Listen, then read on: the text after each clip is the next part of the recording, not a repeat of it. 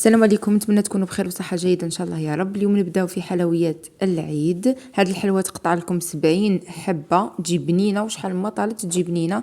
اذا ما نطولش عليكم، بالنسبه للمقادير نحتاجو 500 غرام زبده تكون بحراره غرفه عفوا، 5 بيضات يكونوا اكيد بحراره الغرفه، كاس سكر عادي، وكاس زيت نباتيه، مغرف صغيره من الخماره نتاع الكاطو، 2 مغارف كبار بومبي من الكاكاو البني مش الاسود، ونحتاجو ملعقه كبيره من لافاني. فوالا، اذا هادو هما المكونات. اذا نحطو الزيت نتاعنا ونحطو السكر، نخلطو هنايا باش ندوبو هذاك السكر، لانه درنا سكر حبيبات باش ندوبو هذاك السكر. بعد نحطو البيض نتاعنا اذا ونخلطو نتاعي 2 مغارف كبار. بدي نزيد الفرينه تدريجيا،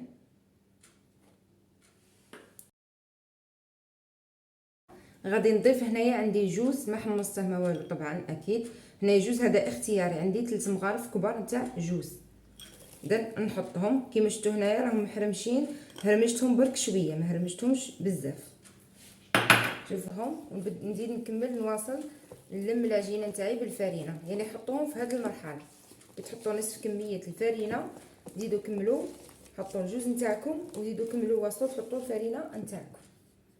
راح يعطيكم هذا الجوز ذوق يعني رائع مع داك الكاكاو مع ولا.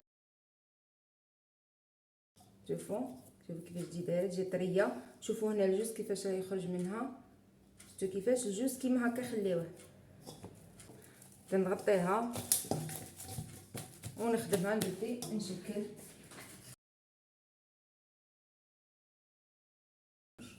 اذا راني شكلت اشكال نتاعي مربع فوالا بهذا الرسم شكل مربع. اذا راكم تشوفوا هنايا الجوز. المهم العجينه اللي تبقى لي نعاود نستخدمها، نحطها في البابي سيلوفان نعاود نستخدمها. بالنسبه لهادو نطيبهم في الفرن من الاسفل فقط، كي نشفوا من الفوق نطفي عليهم. انا الصابلي تاعي ما نشعلش عليه من الفوق، برك من تحت يطيب. كي ينشف لي من الفوق نطفي عليه فوالا، يعني بلا ما نشعله، ما نحتاجوش نشعلو له من الفوق. اذا هذه هي. اذا نحطهم في اذا نفوتوا للحشوه ولا الكريمه اللي غادي نحشيو بها الكاطو تاعنا الصابلي تاعنا. عندي هنا 6 مغارف كبار نتاع زبده تكون بحراره الغرفه. هنا ضفت عليها 6 مغارف كبار نتاع الشاميه ولا حلوه الترك. نضيفوا عليها 3 مغارف تاع سكر كلاص يكونوا ممسوحين، 3 مغارف كبار يكونوا ممسوحين من سكر كلاص سكر. نضيفوا عليها 6 مغارف من الجوز يكون مطحون، سينو نعوضوه بقوقاو يكون محمص ومطحون دقيق بزاف فوالا دق بزاف. اذا نخلط المكونات بالخلاط الكهربائي. اذا غادي نبدا بسم الله. اذا نديروها هنايا باش تساعدكم، وهاد صدقوني هذا الطليه تجي بنينه بزاف. اذا نطلي برك في الجوانب، شوفوا كيما هكا بسم الله فوالا كيما هكا.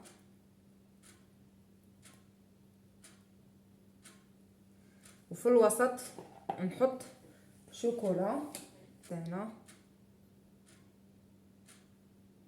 شوكولا الطلي، اي نوع من الشوكولا نتاع الطلي تخليوها في حراره الغرفه اذا وتستخدموها، يعني ما تحطوهاش في الثلاجه. اذا ونغلقوا كيما هكا. اذا نغلقوا نزيروا، بصح ما نزيروش بزاف باش برك باش يجينا في الحواف عاود باش ما تهرسناش الكاطويه تاعنا.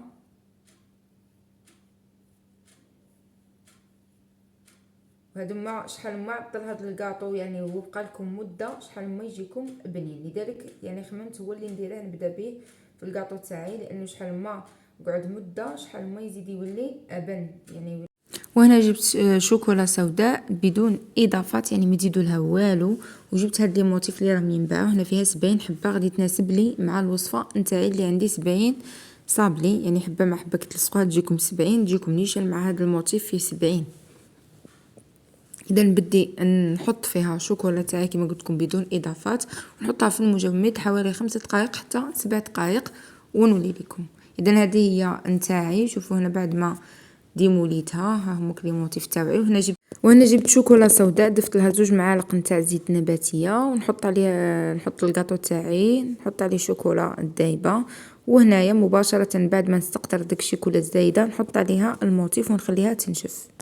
اذا هذا هو الشكل النهائي تاع الكاطو تاعنا لهذا اليوم. يجيب كميه كبيره، والبنه نتاعه بنين بنين بنين. سورتو ديك لاباط نتاع العجينه تاعها فيها الجوز، الكريمه سورتو تاني الكريمه اللي في الداخل فيها طليه شوكولا، وفي الجوانب كاين كريمه الشاميه اللي تزيد الكاطو بنه وبنه، يجي رائع جدا.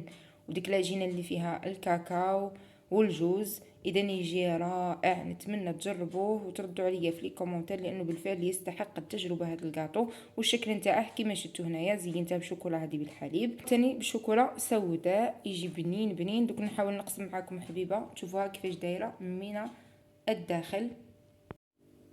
اذا هنا غادي نحاول نقسم معكم حبيبه تشوفوها كيفاش جات من الداخل. بسم الله.